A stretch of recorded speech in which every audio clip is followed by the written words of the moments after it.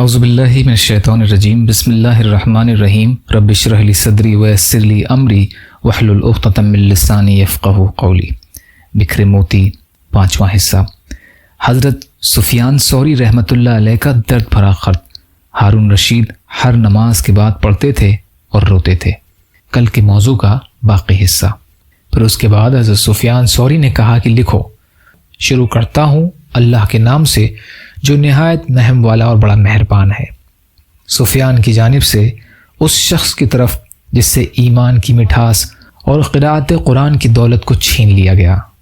بعد سلام مسنون، یہ خط تم کو اس لیے لکھ رہا ہوں تاکہ تم کو معلوم ہو جائے کہ میں نے تم سے اپنا دینی رشتہ یعنی بھائی چارگی اور محبت کو منقطع کر لیا ہے، اور یہ بات یاد رکھنا کہ تم نے اپنے خط میں اس بات کا اقرار کیا ہے کہ تم نے اپنے دوست اور احباب کو شاہی خزانے سے مالا مال کر دیا ہے، لہٰذا اب میں اس بات کا گواہ ہوں کہ تم نے مسلمانوں کے بیت المال کا غلط استعمال کیا ہے اور مسلمانوں کے بغیر اجازت کے اپنے نصاب پر خرچ کیا، اور اس پر ترا یہ کہ تم نے مجھ سے بھی اس آرزو کا اظہار کیا کہ میں تمہارے پاس آؤں، لیکن یاد رکھو میں اس کے لیے کبھی راضی نہ ہوں گا۔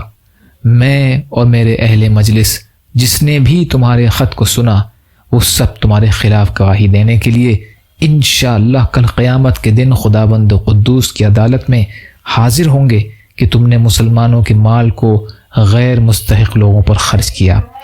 اے ہارون، ذرا معلوم کرو کہ تمہارے اس فعل پر اہل علم، خادم قرآن، یتیم، بیوہ عورتیں، مجاہدین، عالمین سب راضی تھے یا نہیں؟ کیونکہ میرے نزدیک مستحق اور غیر مستحق دونوں کی اجازت لینی ضروری تھی۔ اس لیے اے ہارون، اب تم ان سوالات کے جوابات دینے کے لیے اپنی کمر مضبوط کر لو، کیونکہ عن قریب تم کو اللہ جل شانہ کے سامنے جو عادل اور بحکمت ہے حاضر ہونا ہے۔ لہٰذا اپنے نفس کو اللہ سے ڈراؤ جس نے قرآن کی تلاوت اور علم کی مجلسوں کو چھوڑ کر ظالم اور ظالموں کا امام بننا قبول کر لیا۔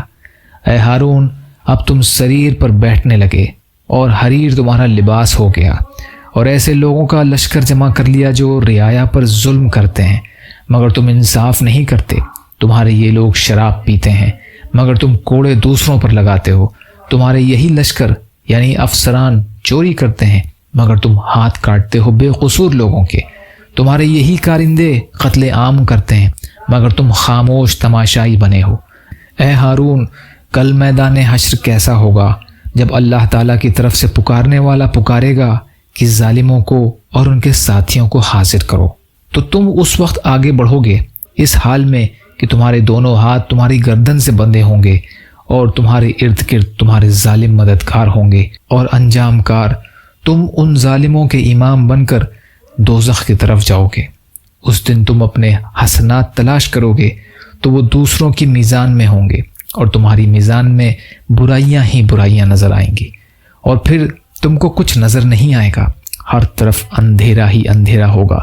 لہٰذا اب بھی وقت ہے کہ تم اپنی رعایا کے ساتھ انصاف کرو، اور یہ بھی یاد رکھو کہ یہ بادشاہت تمہارے پاس ہمیشہ نہیں رہے گی، یہ یقیناً دوسروں کے پاس چلی جائے گی۔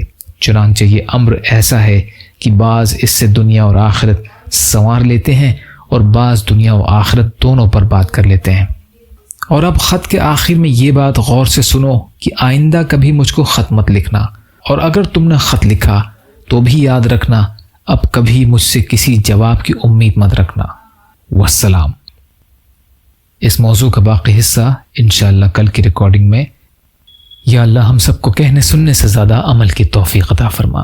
یا اللہ مظلوم فلسطینیوں، کشمیریوں، روہنگیا مسلمان اور مسلمان جہاں بھی پریشان حال ہیں، ظالموں کے ظلم کا شکار ہیں، ان کی مدد فرمائیے۔ یا اللہ اپنے حلال میں سے دیجیے، حرام سے بچائیے، اپنے غیر سے بے نیاز کر دیجیے، عزت اور عافیت کی زندگی عطا فرمائیے، جو مانگا وہ بھی عطا کر دیجیے، جو بھول گئے وہ بھی عطا فرمائیے۔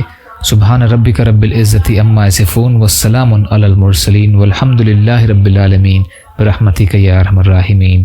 لا الہ الا اللہ محمد رسول اللہ۔ السلام علیکم۔